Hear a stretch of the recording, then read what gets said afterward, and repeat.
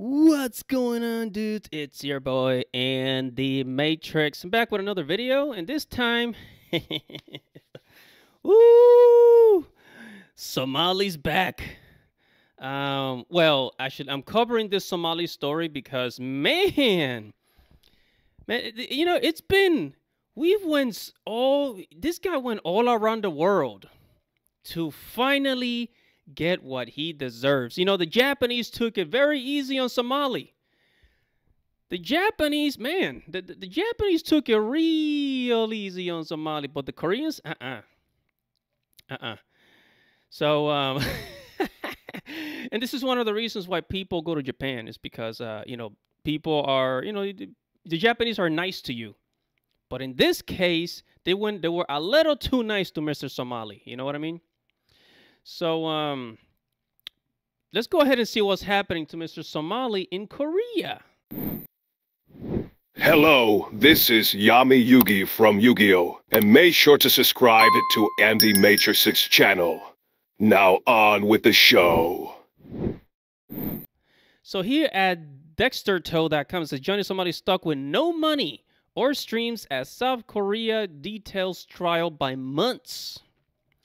So this guy's got no money, he cannot stream, and guess what? They took away his phone. We're going to talk about that. It says Johnny Somali legal situation in South Korea just got worse with trial delayed by months and he's unable to make any money by streams. Whoa. Ooh, better pray to Jesus, man. You better give your life to Jesus, buddy. Earlier this year, Johnny Somali came to South Korea after causing chaos in both Japan and Israel. The streamer, real name Ramsey Khalid Ismail, immediately returned to his old ways, wreaking havoc in local businesses and upsetting the country's citizens. And his antics, although he's only been charged with obstruction of business and violation of Minor Crimes Act, he's also under investigation for numerous other allegations. He was also in a street fight. Johnny Somali's trial in South Korea has now been pushed back from December 2024 this year to March 7 of 2025 next year. So we are 3 months away from his demise. I'm trying to put a happy face like, yeah, I would love to see his demise. And this is some of the worst news the streamers could possibly have received. It says lawyers explain. Okay, so this video here, we're gonna go over that in a moment. But it says Johnny Somali effectively in prison as he awaits trial. So this guy is in prison in South Korea before his trial. So he's gonna be in jail for 3 months. He's gonna be in jail for 3 months before trial. Yo, this is crazy, man. I mean, in Japan, they gave him like a temporary arrest and then deported his ass, right? They deported him. They kicked him out the country. So he did. So then he went to what? Israel. Then he go to Thailand. Yeah, he went to Thailand and then to South Korea. And, oh yeah, and apparently he has like some friends that he hangs out with that tell him where he can travel to do all this stupidity.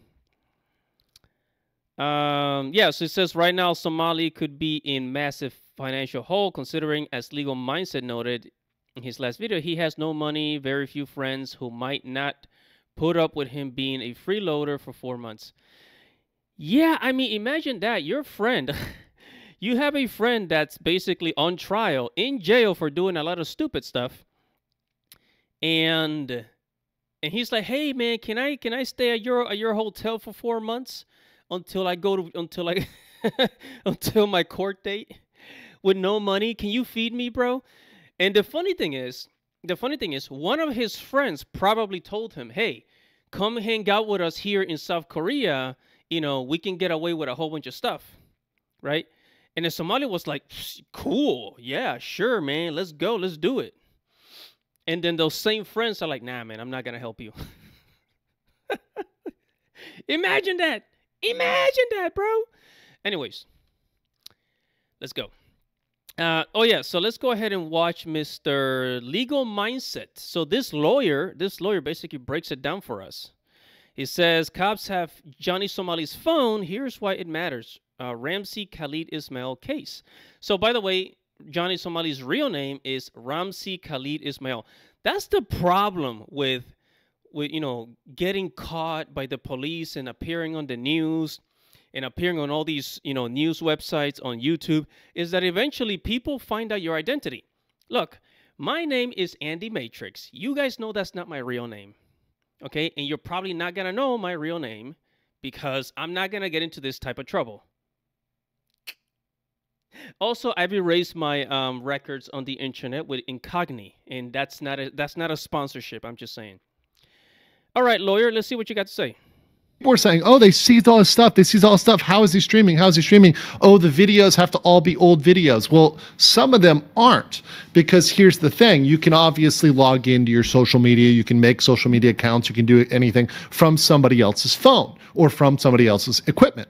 Let me stop right there. Who's going to let Johnny use their phone? Because I don't think even his friends are going to use his phone, are going to let him use his phone. He can make another account and all that, but come on.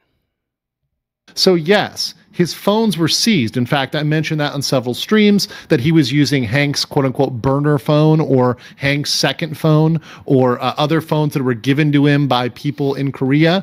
So he's been using kind of other phones. So his personal phones, he has two, were taken by the police. His camera was taken by police. So that was taken. Now, that becomes relevant when it comes to deepfakes. We'll get back to that. But he can still obviously take another phone, grab another phone, and then start making content with that. So he can't do that while he's in jail. Obviously, it's possible for him to do it. Now, whether or not he should be doing that is another question, particularly since the eyes of the world are on him, since he has police investigations, since his visa. And he's giving a bad name, a bad reputation to a certain group of people, making them look bad. You know who I'm talking about. I mean, imagine, because Johnny Somali, he's obviously African, right?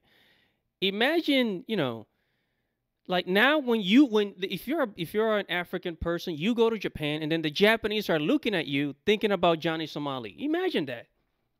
He just ruined these, people's reputation. It's like it only takes one idiot to ruin the reputation of a certain group of people. It really does. It just takes one idiot. His visa exemption is expiring, and he'll have to get another type of visa, right, to be there, which explicitly bars you from working while you're there. So once again, he could be violating the terms of that visa if he's streaming and profiting from it on a visa where you're explicitly not supposed to be making any money, right? So that's going to be a different scenario for him and a different analysis for him as it goes forward. So it's definitely something that is a problem, and definitely, of course, it's bad for him, right? I mean, people didn't know about that, and a lot of people weren't familiar with that. Now, one reason why I've been so bullish on thinking the deep fake charges are going through is because they took his phones and his camera. If this was just going to be... The police got his phones and his cameras. Think about that. A case where they only cared about obstruction of business, and they only cared about that and that alone, and that's all they cared about, was then when he threw his ramen, when he was rude to the old lady. They've got enough proof for that. They don't need his phone. They don't need his camera. They don't need anything, right? They would just be able to prove that. It's kind of a... Maybe because it's Korea, maybe they really want to, just hammer this guy. Slam dunk. They'd be able to prove that with the evidence they had without his camera or his phone. It is rare, and this is something I know, once again, talking to Korean lawyers, talking to people with influence with the Korean legal system, experience with the Korean legal system, that say they would not take those phones if they were not seriously investigating other charges, right? So that is something that is good news, but it's not necessarily new news, right? It's something that we've kind of, at least I've known for a while. I guess I want to make it clear that I know it. A lot of people were asking, did you see it? Did you see it? Yes, I am aware of all interviews. I'm aware of all this stuff. I get told about it by about 20 people as soon as stuff comes out. I appreciate it. By the way, continue to email me, continue to send it, because there's a chance you might be the first person, but I am aware of it, just to let you guys know. So the deep fakes is a huge issue.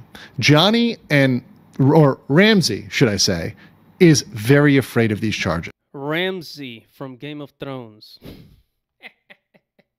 One of the most hated characters, by the way. He is very fearful of these charges because he... I can imagine. I can imagine.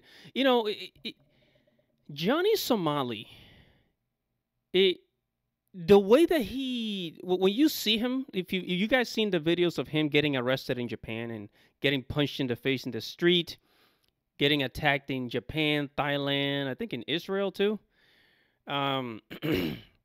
He's gotten attacked in multiple countries. I think Indonesia, if I'm not mistaken. Johnny comes across as the type of person, like, I don't know if he's like Steve-O, you know, from Jackass. Remember Steve-O? Or like he's so comfortable doing something stupid that he's not afraid of the consequences, right? Because to do something stupid like what he does, you kind of have to be fearless. So I kind of admired him for being that fearless, but at the same time, it's like even at this point, like getting arrested in another country that's not your country with no benefits. I don't even know if he can get a lawyer in Korea. I'm guessing. I mean, well, I'm not guessing, but like that's a very, very, very, very nerve-wracking situation because you're away from home, you got no money, you got no backup, you got nothing. You got nothing in your pocket, no phone, nothing. On top of that, he doesn't even speak Korean. I imagine this guy is shaking in his little boots, babe. And yeah, I mean, Johnny Somali, he is effed. He is effed, bro. He is effed, I tell you. All right, we're going to end it right there. We are going to end it right there. So let's go ahead and... I mean, whatever your thoughts are, guys, make sure to comment below, like this video, subscribe to the channel. If you want to check out this lawyer's YouTube channel, is Legal Mindset. Subscribe to the channel, hit the notification bell for future notifications. Your boy Andy Matrix. Godspeed.